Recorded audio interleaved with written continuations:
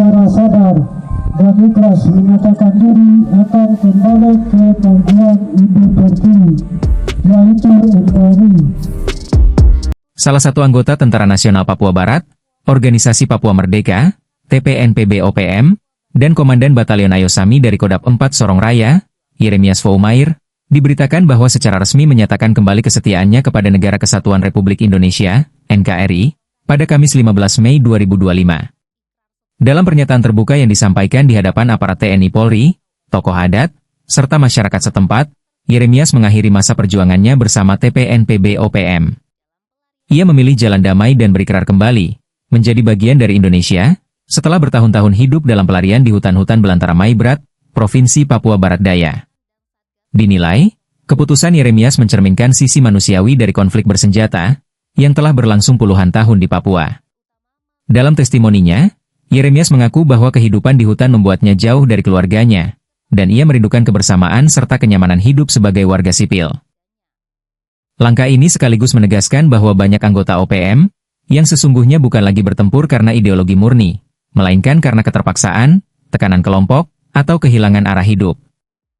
Pada hari ini Kamis 15 Mei 2025, saya Yeremias Foumair yang sebelumnya pernah bergabung dengan OPM, dengan ini secara sadar dan ikhlas menyatakan diri akan kembali ke pangkuan ibu pertiwi, yaitu NKRI.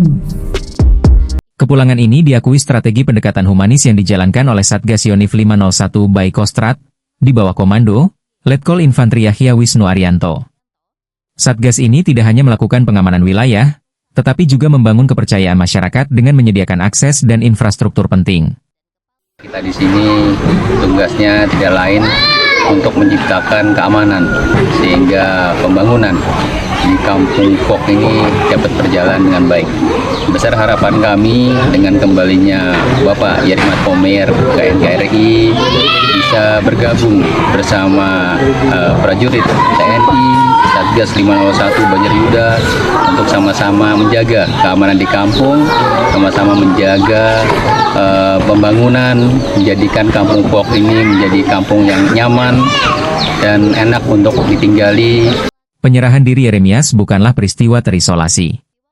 Dalam beberapa bulan terakhir, terjadi hal serupa di wilayah Papua Barat Daya, yaitu, Desember 2024, dikabarkan bahwa 8 anggota OPM Kodap 4 Sorong Raya menyerahkan diri ke TNI, di Maibrat bersama keluarga.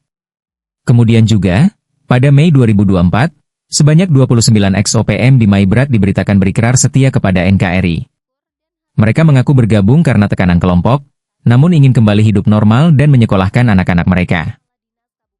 Pada April 2025, Satgas 501 turut memfasilitasi penjemputan sejumlah anggota keluarga OPM dari dalam hutan.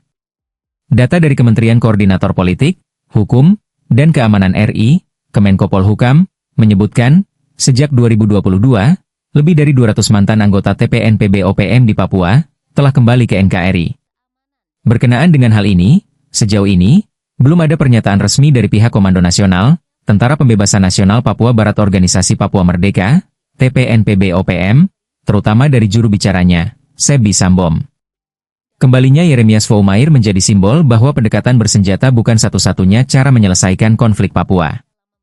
Ia adalah bukti bahwa hati manusia bisa disentuh dengan kasih sayang, pendekatan budaya, dan harapan masa depan. Namun demikian, konflik di Papua bukan sekadar persoalan keamanan atau individu yang menyerah. Ini adalah konflik politik yang kompleks, yang berakar dari sejarah kontroversial 1 Mei 1963, pelanggaran hak asasi manusia, selama dekade-dekade berikutnya, serta ketidakadilan struktural dan diskriminasi sistemik terhadap orang asli Papua. Upaya menciptakan kedamaian yang sejati tidak cukup hanya dengan pendekatan militer atau penyerahan diri sepihak. Perdamaian hakiki hanya mungkin terwujud melalui proses perundingan yang jujur dan inklusif, yang melibatkan semua pihak, pemerintah Indonesia, kelompok pro-kemerdekaan, masyarakat sipil Papua, tokoh agama dan adat, dalam sebuah negosiasi damai yang dimediasi oleh pihak ketiga yang independen dan kredibel. Negosiasi ini harus merujuk pada penyelesaian 4 akar masalah Papua sebagaimana dikaji oleh Lembaga Ilmu Pengetahuan Indonesia, LIPI, yang kini diteruskan oleh Badan Riset dan Inovasi Nasional, BRIN, yaitu marginalisasi dan diskriminasi terhadap orang asli Papua, kekerasan negara dan pelanggaran HAM, kegagalan pembangunan, sejarah dan status politik integrasi Papua. Tanpa penyelesaian menyeluruh atas keempat aspek ini, setiap upaya rekonsiliasi hanya akan menjadi tambalan sementara dalam konflik yang jauh lebih dalam dan historis. Yeremias Faumair memang telah memilih jalan pulang, tapi Papua yang damai hanya bisa dibangun jika seluruh bangsa ini berani mengakui luka masa lalu dan berkomitmen menyembuhkannya dengan keadilan, bukan sekadar stabilitas.